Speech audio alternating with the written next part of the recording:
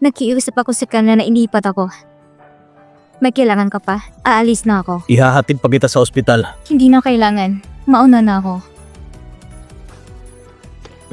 Mr. Hu, alamin mo agad kung sino ang asawa ni Song Shining. Sabihan mo siya. Tigilan niya na si Song Shining. Pero, buhay po nila yon. Kapag sabi ko, gawin mo! Opo. Tsaka, ibalik mo si Song Shining sa design department. Hanapin mo kung sino nagpapakalat ng maling balita sa office. Sige po. Di ba sabi mo bibigyan mo siya ng leksyon? Mabait para si Mr. Wu sa kanya. Tapos ko na siyang bigyan ng leksyon. Alam kong hindi rin makakataga si Song Shining. Pero gusto pa rin siya ni Yuxuan. Tinanggal niyang ilan sa mga tao sa office. Kung hindi ako pinagtanggol ng lolo niya, tanggal na din sana ako. Ano ba kasing meron sa Song Shining ngayon? Hanggat may pera ka, lahat ng bagay ay pwede mong gawin. Hindi mo na to kailangang pag-isipan pa. Ano bang alam mo? Iba siya sa mga lalaki na kilala ko. Mahinandal akong plano. Malalagot na talaga siya. Sabi ko sa'yo, huwag mo na akong sundan pa. Kaya ko lang pumunta ng ospital mag-isa. Paano magandang tulad mo ay mag-isa? Sumama ka na lang kayo sa amin. Anong gusto niyo? Gusto niyo ba ng pera? Meron ako dito. Bibigyan ko kayo. Di ba sabi ko sumama ka sa amin? Yung pera, kami na lang ang maghahanap. Relax ka lang muna. Alis na mo kayo kapag nakuha niyo na yung pera. Upunta lang ako doon. May kukunin lang ako. Ay, kahit wag na. Basta ba sumama ka na lang sa amin. Hahayaan ka din namin mamaya, hindi ba?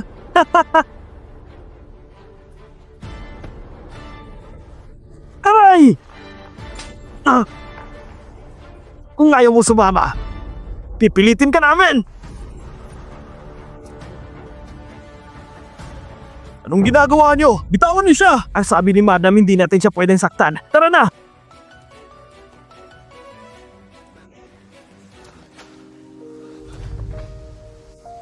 Buti nandito ka. Natakot talaga ako. Pasensya na. Nahuli ako.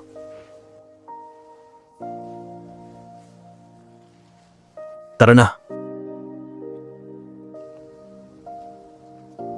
Susunduin kita pagkatapos ng trabaho mo. Bakit mo pala ako sinundan? Hindi ba't nahimatay ka kanina? Nag-alala ako. Pasensya na. Kung nasingitan man kita kanina. Okay lang. Alam kong dahil yun kay Xu Xiao yan. Kaya di natuloy ang divorce agreement namin. Gusto niyang bigyan ko siya ng 100 million. 100 million? Grabe naman siya. Kasalanan ko din naman. Nung kinasal kami, wala kaming pinirmahan na kontrata. Ngayon, magpa-file ako ng lawsuit sa kanya. Eh ikaw, bakit di ka pa nakikipag-divorce? Sagot. Yabang mo. Tinatawagan ko siya noon, pero hindi niya ako sinasagot. Siguro may nangyari din sa kanya. Bigay mo sa akin phone number niya. Susubukan kong tumawag. Kinuha ng mga taong yun ang phone ko. O sige, bilhan kita ng bago. Kahit ilan. Kahit 10. Tanda mo pa ba yung number niya? Nakalimutan ko na. Pero matatandaan ko din yun. Sige. Mukhang kailangan ko na palang umuwi. Gumagabi na din. Gumagabi na nga. Teka lang. Magulo buhok mo. Hindi ka pwedeng bumalik na ganito. Mag-aalala si Lola. Aayusin ko lang sandali. Good night.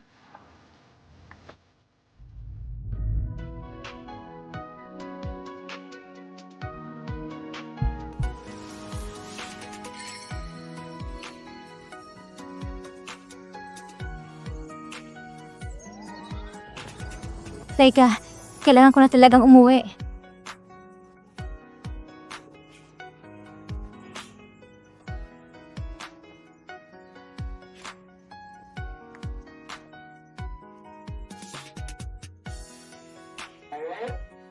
Ningning, ang bag mo!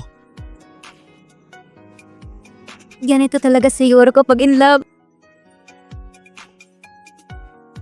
Teka lang. Kailangan ko na makipaglibos agad sa asawa ko.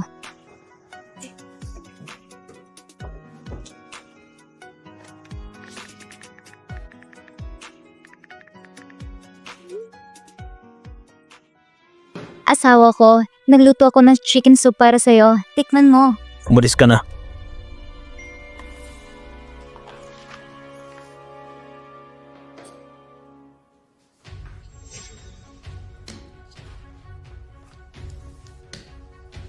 Asawa mo ko. Bakit? Hindi ikaw ang asawa ko. Bakit ba nagdududa ka naman sa akin? Ano ba yung sinasabi mo? Asawa mo ko. Sigurado ka ba? Kung ikaw talaga ang misis ko, sino nag-text sa akin ito ngayon? Di ba sabi ko sa'yo, ninakaw sa akin ang phone ko. Scam message nga kasi yan. Gusto niyo daw ng divorce. Alatang di mo ito number. Bago yung number. O sige. Dahil sabi mo ikaw ang asawa ko, anong gamit kong phone number sa'yo? Sabihin mo agad sa akin ngayon. Hindi ba nagtatapos sa 8128? Mali ka. Yan ang business number ko. Ibang personal number na pantawag ko sa'yo. Ang dami mo din naman kasing personal number. Di ko sila tanda lahat. O sige. Tatawag na lang ako ng pulis at sa kanila ka magpaliwanag. Aalis na ako.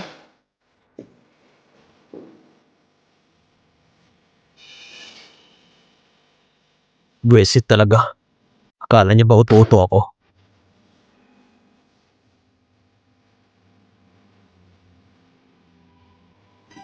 Naghintay din ako.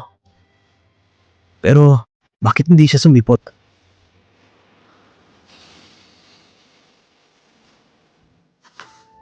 Hello? Ang boses na to. Nagsisinungaling na talaga si Su Xiaoyan. Pasensya na. Hindi ko sinadya na di tayo natuloy. Ayos lang. Pwede naman natin mo sa ibang araw. Bukas kaya, gawin mo to. Pareho tayo maglagay ng purple rosemary. Kapag naayos na namin ang divorce papers, saka ako babalikan si Su Xiaoyan. Rosemary? Sige lang, wala pa rin mangyayari sa inyo.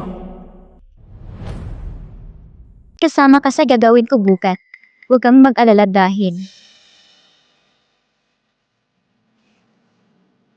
purple rosemary?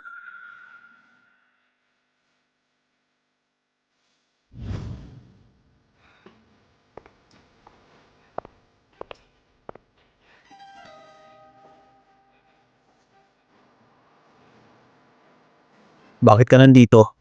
Iba sabi mo magkikita tayo? Nakalimutan mo ba? Bakit may rosemary sa tenga mo? Iba nag-usap na tayo tungkol dito na magsusuot tayo ng purple rosemary. May kakilala ako.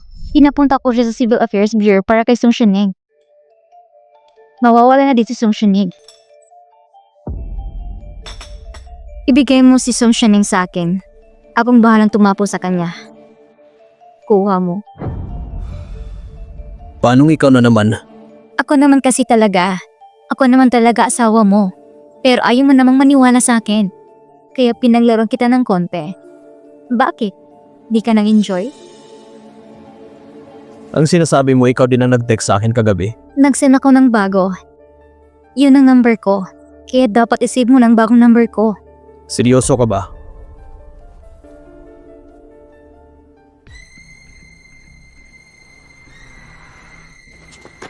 Anong ginagawa niyo? Bitawan niyo ko!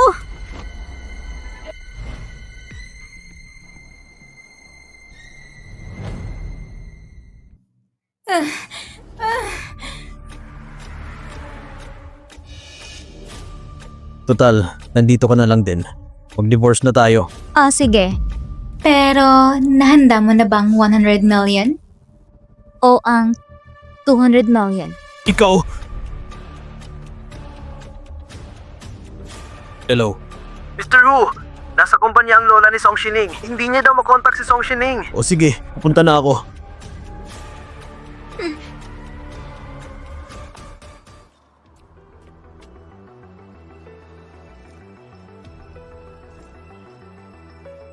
Lola! Hindi ko makontak si Ningning. Lola, ikwento mo po sa amin ang nangyari. Umalis si Ningning kanina para makipag-liver sa asawa niya. Maya-maya tumawag ako sa kanya. Tumawag ako kasi may ipapadaan dapat ako sa kanya sa palengke bago siya umuwi. Papabilisan na ako sa kanya ng 2 kilo ng baboy. Pero di sumasagot ang phone niya. Nung tumawag ako, ring na ang naririnig ko. Sa tingin ko ay may masamang nangyari sa kanya. Yung masama niya asawa siguro ang may kagagawan dito. Ang asawa ni Song Shining, nahanap mo na ba? Hindi pa po. Hanapin mo ulit. Tumawag kami gamit ang company number pero walang sumasagot. Tawagan mo ulit. Lola, tawagan mo po ulit si Ningning.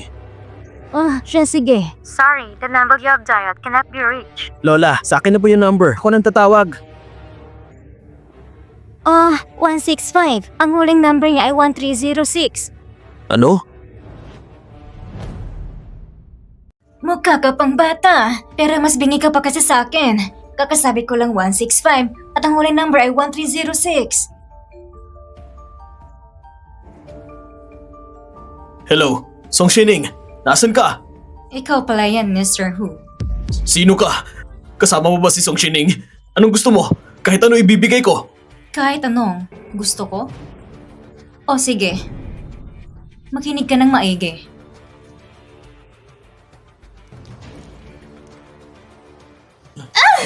Huwag mo siyang saktan! Kung ayaw mo siyang masaktan, pumunta ka dito. Hihintayin kita dito sa abandonadong warehouse malapit sa West City. O sige, pupunta na ako. Hello? Mr. Hu, kumusta ang ningning ko? Ayos lang po. Lola, may trip lang po kay Ningning. Umuwi na po kayo at magpahinga. Iuuwi ko po si Song Shining mamaya. Zhangming, ihatid mo na si Lola sa bahay nila. Dito po tayo, Lola. O sige, iuwi mo sa akin si Ningning ha? Opo.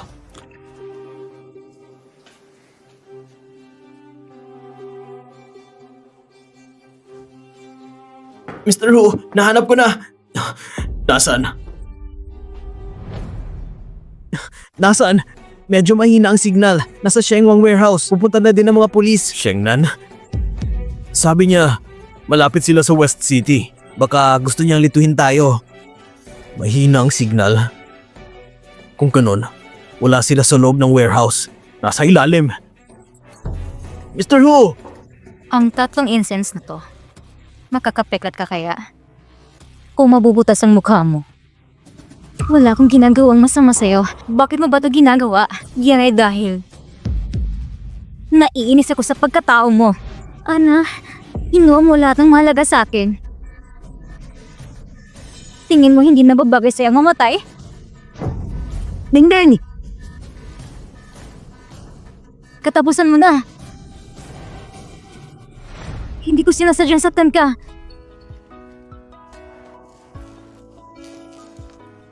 Bakit ka humarang sa kanya? Ayos lang ako. Patingin ako. Ayos lang talaga ako. Bakit ang daming dugo? Ningning! Ningning!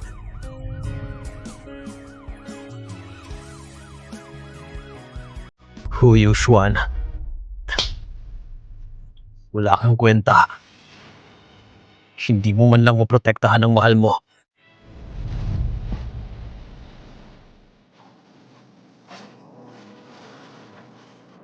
Anong nangyari? Bakit ka umiiyak?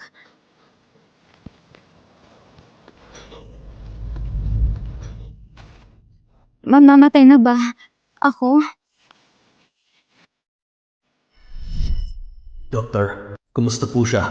Nung pagkalapos ng tama sa kanyang tiyan na nagdadahilan ng miscarriage. Miscarriage? Ibig sabihin, Hindi mo ba alam?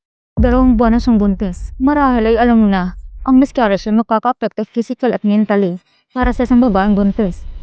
kasalanan ko to.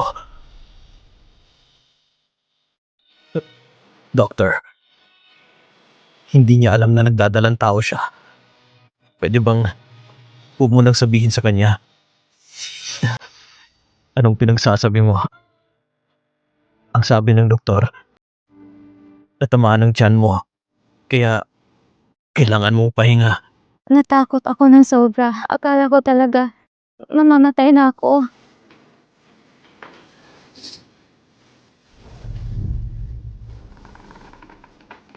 Patawarin mo ako.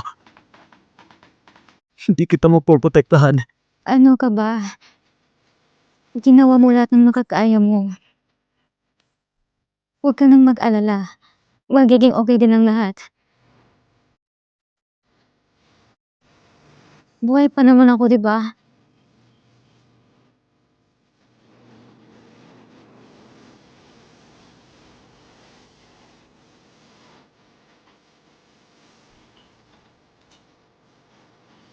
Nga pala, nahanap mo na ba si Ana?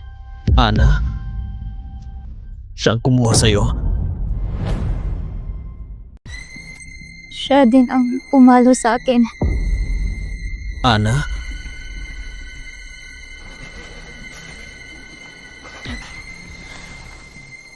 May gagawin muna ako. Magpahinga ka na lang muna. Babalik din ako agad. Mr. Hu, kumusta na po si Miss Song? Ayos na siya. Nahanap mo na ba siya? Muntik na namin siyang mahuli. Pero may mga grupo ng mga gangsters na humarang sa mga pulis. Sabihin mo sa mga pulis na si Ana ang mastermind. Ana? Paano mo nalaman? Magbibigay ako ng 30 million kung sino man ang makakahanap kay Ana. Kung sino man ang makakatulong ay bibigyan ko din ng reward. Masusunod po! Ana, sinaktan mo ang mahal ko at anak namin. Hindi kita mapapatawad. Ang dami naman yan, di ko yan mauubos. Bakit ka nandito? Nalaman ko kasi na nagkasakit ka daw, kaya binisita kita agad. Kung ayaw mo sa prutas, pwede mo namang itapon na lang. Nga pala, nakuha ko lang to sa basurahan. Naisip ko bakit to sa katulad mo. Salamat na lang, isama mo yung basura mo sa'yo. Dilig na talaga ako sa katapangan at kakapalan ng mukha mo. Kahit nawalan ka na ng anak. Anak?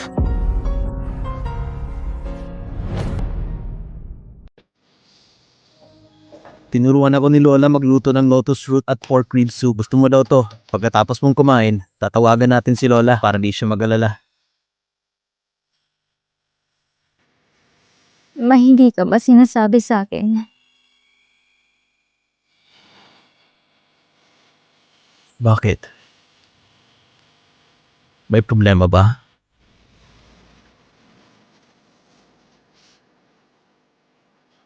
Ang anak natin.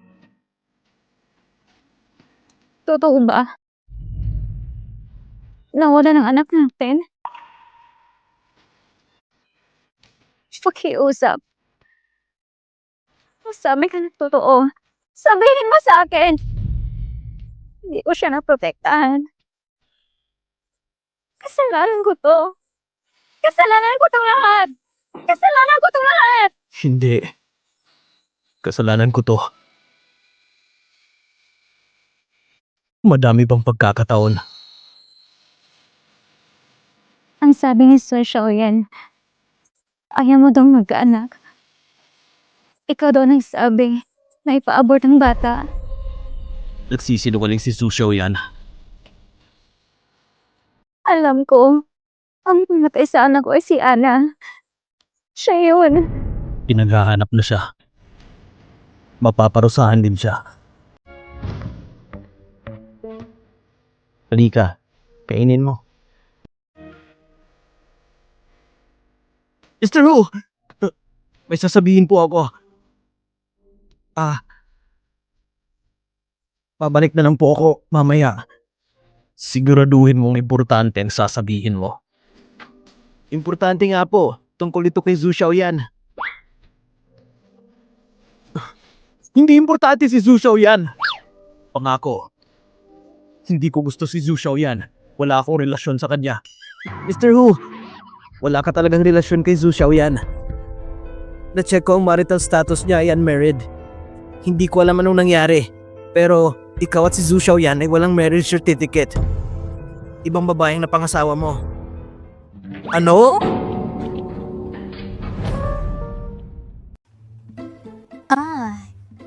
Ikaw talaga, Mr. Hu. Hindi mo man lang kilala ang asawa mo. Napalitan pa ng pakarat na ligaw. Hindi ba't parang patas lang tayo? Kasi hindi mo rin naman kilala ang asawa mo. Hindi ako tulad mo, no? Kilala ko kaya kung sino ang asawa ko. Ang sabi ni Lola sa akin, hindi mo daw siya kilala. Bakit pa sinasabi niya sa'yo lahat? Paano nga kasi? Gusto ako ni Lola para sa'yo. Dapat ay hanapin muna natin ang asawa mo para makapag-divorce. Paano kung magpustahan tayo? Kung sino ang unang makakapag-divorce? Kapag nanalo ako, lilipat ako sa bahay mo. Kapag talo ka, magpapakasal tayo. O sige. Madali lang sa akin. Ako ba naman ang CEO ng Who Group? Di nga. Pero nasa sa akin ang number ng asawa ko at tatawagan ko siya. The number you have dialed cannot be reached. Please try your call later. Anong nangyayari? Isong, maaari ay binak ka ng kabilang linya na tinatawagan mo. Bakit nga ako binak? Siya nga pala. Isang bigay ko lang ng pera. Mapapapayag ko siya agad. Kapag natalo ka, huwag kang iiyak ha.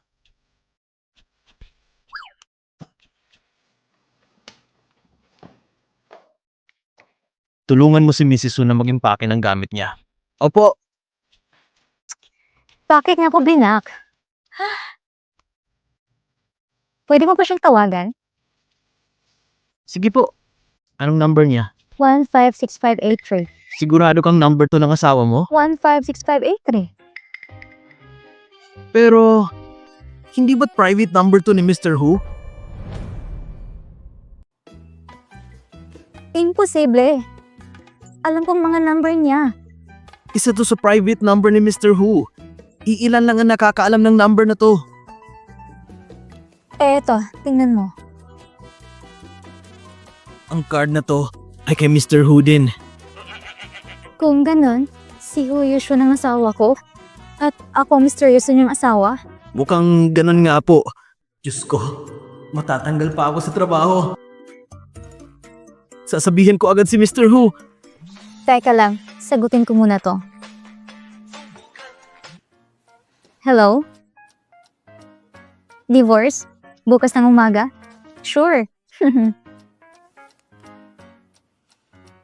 Magkikipagkita si Huyusho bukas ng umaga. Malalaman natin ang totoo. Pwede namang sabihin natin ngayon. Huwag muna. Gusto ko siyang gulatin. Sige po. Mr. Hu, patawarin mo ako.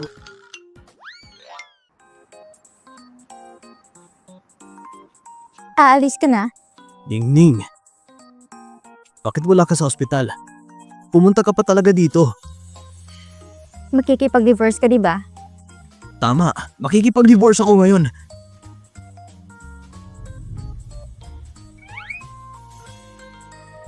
Ikaw ang asawa ko? Kung ganon, yung boss na sinasabi mo ay... Ako? Eh, di yung empleyad na sinasabi mo ay ako din? Tara, mag-divorce na tayo.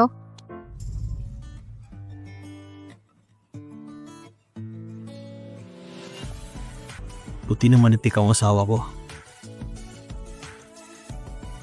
Akala ko bang magdi-divorce tayo? Hindi na. Mr. Hu! Ang pera ng kumpanya ay ninakaw ni Zhu Xiaoyan. Ano? Paano niya naman nagawa yun? Nauto niya po ang lolo mo. Paano ko ba ito nakalimutan? Tumawag ka ng pulis. Pinaghahanap na po siya ng pulis. Hello? Sige, mabuti naman. Mr. Hu, nahuli na si Zhu Xiaoyan sa airport. Tara na po. Tara na. Pumunta tayo agad dun. Hello? Sabi ng sekretarya mo, may sakit ka daw. Aling ospital ba? Lolo, wala po akong sakit. Sino nagsabi sa'yong nasa ospital ako? Ang sekretarya mo na si Ana. Ana? Lolo, isa na siyang wanted criminal ngayon. Hindi mo... Hello? Hello? Hello? Anong nangyari? Kasama ni Yana si Lolo. Zangbing, ihatid mo muna si Ningning. Bibigay ko ang address mamaya. Sasama ako sa'yo. O sige, puntahan natin sila.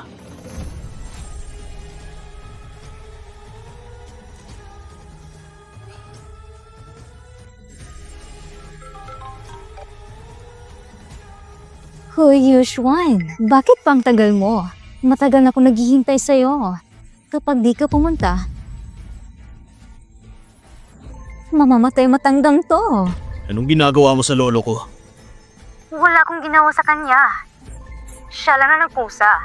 Nasaan ka ba? Hindi mo pa rin ba naiintindihan? Mahal kita sobra. 520 ang room number. 520? Mahal din kita. Bilisan mo. Maghihintay ako dito. Nababaliw ka na talaga. Lolo! Maniwala ka man o hindi, kaya kong patayin lolo mo ngayon mismo. Ana, ano bang naging kasalanan ko sa'yo? Huwag mong idamay si Lolo. Hindi ko siya pwedeng bitawan, mahal ko. Huli ka na. Ano bang gusto mo? Ito, syempre. Sige, ako kapalit ni Lolo. Huwag. Sige na. Okay lang. Hoy, Yushwan. Kapag nahulaan kung sino ako, papay ako na magpalit kayo ni Lolo. Ano bang hulang sinasabi mo? Ikaw si Ana. Pwede bang bitawan mo na si Lolo? Sabi ko, hulaan mo! Hindi mo talaga ako naaalala. Ako ang hinayaan mo mabaliw sa'yo. Halika.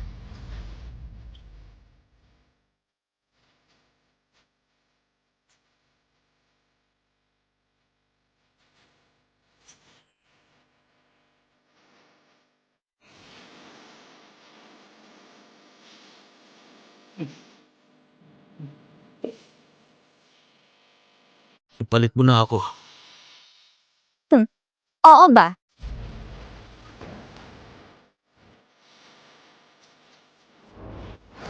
Ipapaalala ko lang na mamamatay mo tandang yan pag di niyo pinapagamot. Ningning. Patingnan mo sa doktor si Lolo.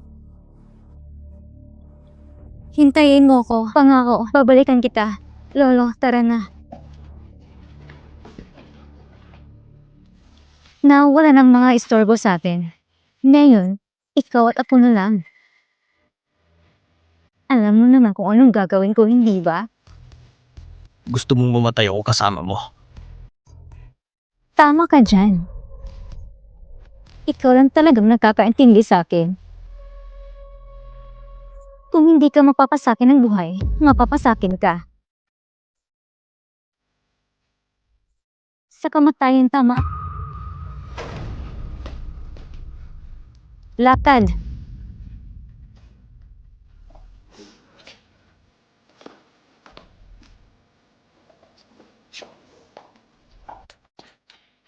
Hoy, Ashwan!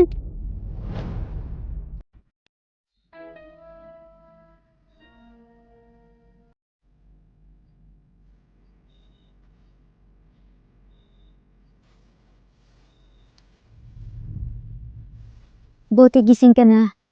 Kamusta ang pakiramdam mo? Masakit ang ulo ko. Ang sabi ng doktor, may slight confusion ka. Magpahinga ka muna. Sasabihin ko si Zhangmin at ang mga pulis na nangyari. Sa 5th floor, tumalon ka ng ganun-ganun lang. Kung may masamang nangyari sa'yo, hindi ko alam ang gagawin ko. Huwag kang magsalita ng ganyan. Kahit na mamatay ako, kailangan mo pa rin mabuhay. Kapag naulit, magagalit talaga ako sa'yo. Oo na, sige na. Di na ako makikipagtalo sa'yo. Nasaan si Lolo? Ayos lang siya. Nasa kabilang kwarto siya. Nga pala, dinala siya na sa isang mental hospital. Mental hospital? Lumabas sa pulse investigation na ang totoong Ana ay nasa abroad, habang yung Ana na kilala natin ay Aya talagang pangalan. Isa siyang mental patient na na-admit dati. Inabuso siya noon kaya siya tumakas. Ginamit niyang identity ni Ana para makapasok sa whole group. Aya. Hoy, baliw! Bakit mo kinukuha ang mga pagkain namin, ha? Uy, mukhang maganda ang baliw na to, oh. Hoy, baliw! Gusto mong kumain? Kung gusto mong kumain, maghubad ka muna. Bibilin ka ng pagkain ni kuya. Hoy! Anong ginagawa nyo? Mabuti pa umalis na kayo dito. Matatawag ako ng pulis.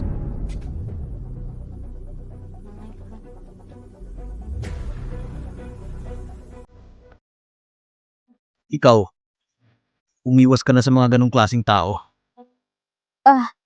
Gutom. Gutom ako. Hintayin mo ako dito.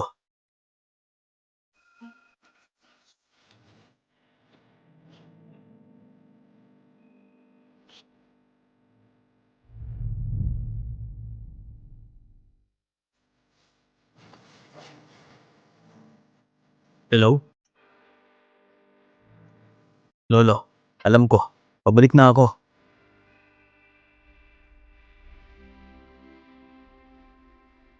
Pumunta ka na doon. May police station doon. Pagpunta mo doon, humingi ka ng tulong sa mga pulis. Kuha mo? Opo.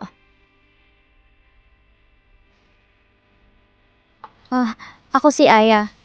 Anong pangalan mo? Which one? Sige.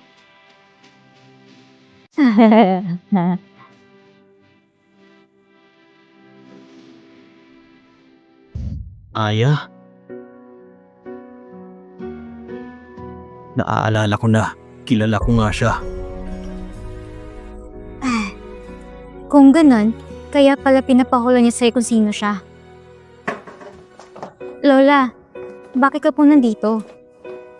Nagdala ako ng pagkain niyo. Ako nagluto niyan. Masarap at mainit pa. Lola, lahat ng luto mo po ay masarap. Mas masarap pa kaysa sa mga mamahaling restaurant. Ang batang to talaga. Ang galing mong mambola. Totoo po. Narinig ko. Tumalong ka sa building para masagip ang lulo mo. Napakatapang mo na bata. Mas matapang ka pa sa asawa ni Ningning na hindi nagpapakita sa amin. Tingnan mo, hanggang ngayon di ko siya kilala. Masamang tao talaga siya. Baka nga may kabit na siya. Lola, saan mo naman ako ang mga sinasabi mo? Narinig ko sa mga kapitbahay natin noon. Dahil daw sa hindi nagpapakita ang asawa mo. May kabit daw yun at kawawa ka daw bilang asawa niya. Wala ka daw ibang ginawa kundi umiyak dahil sa kanya. Lola, naniniwala ako na hindi masamang tao ang asawa ni Song Shining. Paano mo naman nalaman? Ikaw at siya masyadong malayo. Hindi ba't magkikipag-divorce na kayong dalawa? Magsasama na kayo, di ba? Bilisan mo. Naghihintay pa rin si Lola para sa apo niya. Lola, sa totoo lang, siya yung asawa ko na hindi nagpapakita sa atin. Ikaw? Siya yung sirang ulo mong asawa? Teka lang. Gano'n na ba talaga ako katanda? Matanda na talaga ako. Magpapahinga muna ako. O siya. Uuwi na ako at magpapahinga. Kailangan ko na talaga magpahinga. Sasama ako sa kanya. Baka di patuloy gumaling si Lola.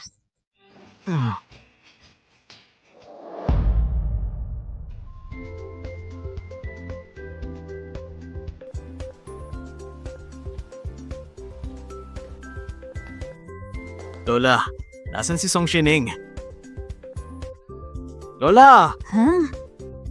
Ano ba yun? Sabi ko, nasan po si Song Shining? Ikaw na ang gumising sa kanya.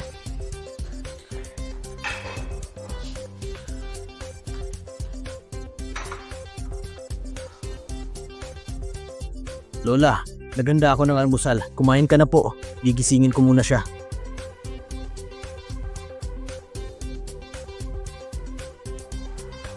Gising na! Ano ba? Inaantok pa ako. Sabing gising na! Sports meeting ngayon ni Guan at Yuyu. Hindi tayo pwedeng malate. Selula na lang ang attend. Ayoko! Madami pa akong gagawin. Mag-i-exercise pa ako. Bahala kayo. Aalis na ako.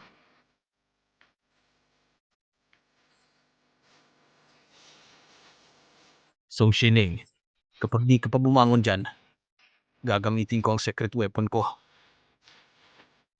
Gising na! Hoy, Yeshwan! Kapag ginawa mo ulit sa akin, magkikipag-divorce talaga ako sa'yo. So, Shining, sumusobra ka na talaga. Pinagloloko mo ako.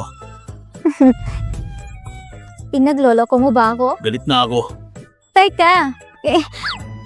Hoy, Yeshwan, galit ka pa ba rin ba sa akin? Kung ganun, tatanungin kita. Kapag nasagot mo, papatawarin kita. Sige ba? Una, anong araw nung una tayong nagkita? Nung ikinasal na tayo. Kailan mo ko nagustuhan? Nung...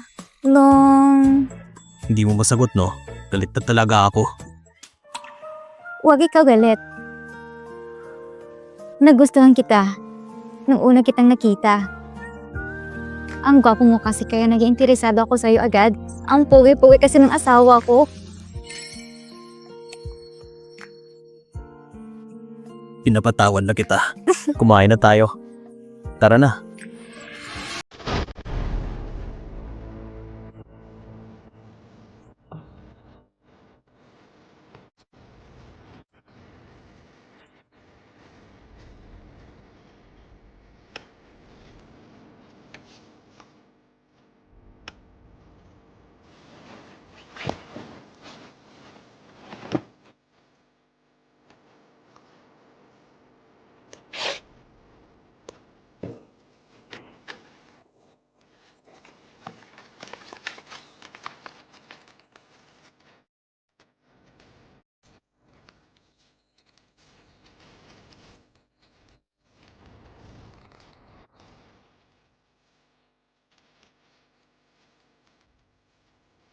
Limang taon nang nakalipas.